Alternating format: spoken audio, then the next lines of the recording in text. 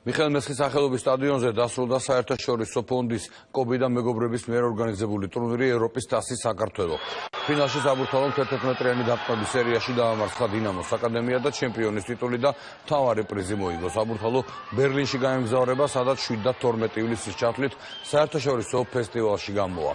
ტურნირი 2001 წელს დაბადებულ ბავშვთა შორის ჩატარდა და მონაწილეობა სულ 54 გუნდმა მიიღო. ლევან კობიაშვილი, რომელიც ბერლინის ჰერტას ღირსებას იცავს, ფინალურ შეხვედრაზე დასასრებად თბილისში სპეციალურად ჩამოვიდა.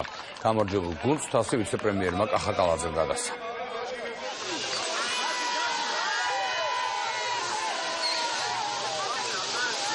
იმედი გვაქვს, რომ რაღაც დადებითი შემატა ამ ყველაფერმა ბავშვებსაც და თვითონ აკადემიებისთვის, სკოლებისთვის და ზოგადად ქართული ფეხბურთისთვის და ბავშვთა ფეხბურთისთვის დარწმუნებული ვარ, რომ სასიკეთო და კაი ნაბიჯი იყო. ძალიან დიდი სტიმულია ახალგაზრდებისთვის, ბავშვებისთვის ასეთი ტურნირების ჩატარება და მეც პირადად ჩემი მხრიდან ყველაფერს გავაკეთებ იმისთვის, რომ მაქსიმალურად ვიყო ჩართული ასეთ მნიშვნელოვან ტურნირებში.